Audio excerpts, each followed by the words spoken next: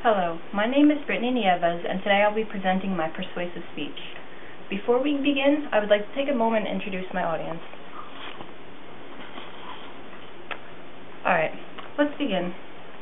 Did you know that approximately 4 million dogs and cats are euthanized each year in the United States because shelters are overcrowded and not enough people adopt from them? This makes you wonder, if people aren't adopting from pet shelters, where are they getting their pets from? Looking at the large amount of business that commercial breeders and pet stores do every year, and it's not hard to guess. Irresponsible breeders and pet stores make millions of dollars each year by disregarding the safety and the health of the animals they sell and instead focusing on nothing but pure profit. Your average pet store puppy most likely was born in a puppy mill where they were stacked together in small wire cages, exposed to the elements, and devoid of any veterinary care. Personally, I've both adopted pets from shelters and from breeders in the past, so I am familiar with both experiences. Because of this, I can safely say that whenever possible, you should adopt a pet from a pet shelter instead of purchasing from a pet store or a breeder. To begin, let's look at why you should adopt a pet from the shelter. According to the Humane Society, one of the prime reasons why people adopt a pet is to give the animal a new chance at life. So what exactly are you saving a shelter pet from when you adopt it? A big example is saving the animal from being euthanized. Euthanization is defined as the act or practice of ending the life of an individual suffering from a terminal illness or an incurable condition. Shelters are naturally overcrowded as it is, and after a while many shelters just can't afford to take care of the animals that have been there for long periods of time without adoption. Shelters are charity organizations and often rely on donations in order to function. Many times, these animals that are euthanized are perfectly happy and healthy pets that would make a good companion for any family. By adopting a pet, not only do you save one from potentially being euthanized, but you also do the shelter a great service by freeing up space and resources so that a new animal in need can be brought in. Many times when you adopt a pet from the shelter, you are giving it a much better life than the animal had previously. Pets who were abused by their former owners, malnourished, or abandoned often find their way to animal shelters. There is no shortage of horror stories about the cruel conditions pets were living in before they were taken in by the shelter. Another type of pet that often ends up in the shelters are the older animals. Once a pet starts to get older and can't run around like it used to, or starts to require medical attention, some owners just give up and dump their pets into the shelter. Older pets have a low rate of adoption, even though they are more than likely well-trained and perfect for any family.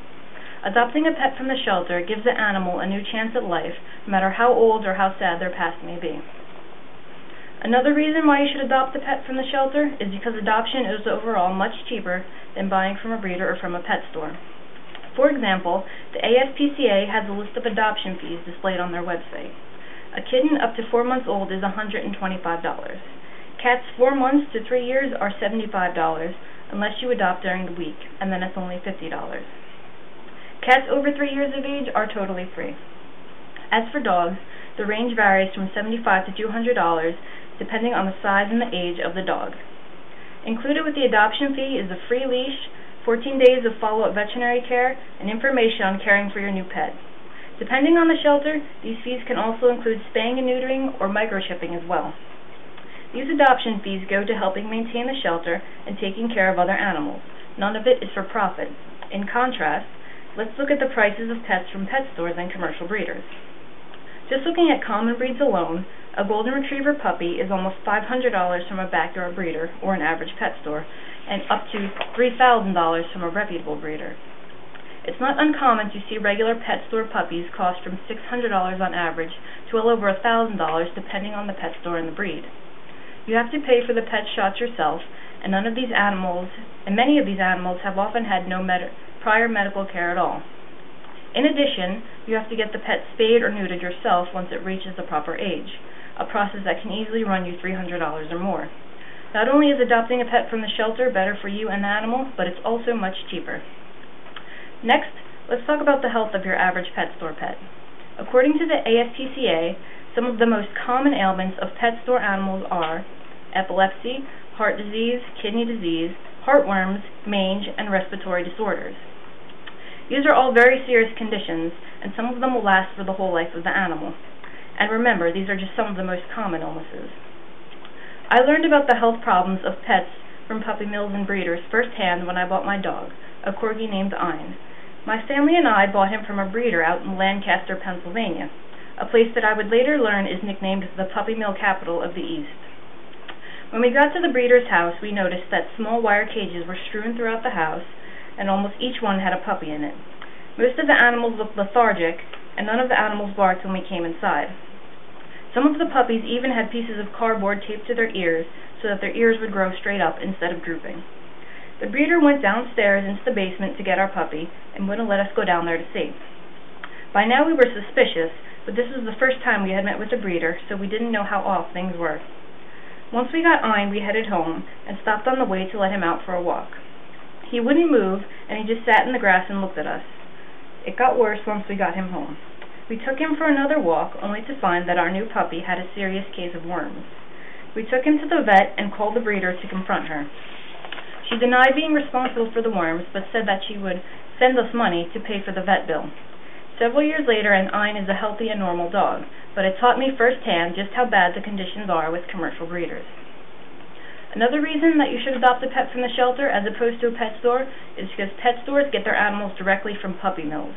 An information site called Pet Advisor ran statistics on puppy mills, and according to it, purebred puppy business is a multi-billion-dollar industry in the U.S. alone. Even though this industry makes billions of dollars, it is still extremely cheap when it comes to actually caring for the puppies that the puppy mills produce. This is thanks to the lax and sometimes non-existent laws that regulate puppy mills and commercial breeders. Only 26 states have any kind of law regulating commercial breeders. Thanks to a high profit margin and almost no regulations, pet stores sell around 500,000 puppies alone each year. That's 500,000 puppies that could have been saved from a shelter instead. Finally, the greatest reason why you should adopt a pet from the shelter instead of buying is because you won't be supporting puppy mills and unethical breeders. First, what exactly is a puppy mill? According to a quick search on Google, a puppy mill, sometimes known as a puppy farm, is a commercial dog breeding facility that is operated with an emphasis upon profits above animal welfare and is often in substandard conditions regarding the well-being of dogs and their care. These are places who, by their very definition, neglect the animals that they produce. And puppy mills are not just reserved for dogs either. These mills can exist for any popular type of house pet in America. So now you may be wondering what conditions are like in these puppy mills. PetMeds Online, a .org site, recently wrote up about the shocking circumstances puppy mill pets live in. According to the site, a puppy mill raises litter after litter in an old barn, shed, or chicken coop in rarely cleaned, feces-covered cages stacked one on top of another. Several dogs are often crowded into each small cage. They suffer scorching heat in the summer and bitter cold in the winter. The female dogs in a puppy mill are breeding stock. They are forced to have their first litters when they go into their first heat and have a litter with every subsequent heat cycle until they are too old and sick to reproduce any more puppies. Veterinary care is usually out of the question for these dogs because that expense would cut into profits. Typically, the dogs in puppy mills are often underfed and malnourished. Investigators in the past have found food infested with maggots and water green with algae. As a result, many of the dogs will suffer from starvation and dehydration. Puppies are ripped from their mothers at too young an age and shoved into trucks to be shipped away to the pet stores. Many of these puppies will die along the way. And what happens to the breeding females that become too old or too weak to reproduce? According to PetMeds, they are killed off, usually by being shot or bludgeoned to death.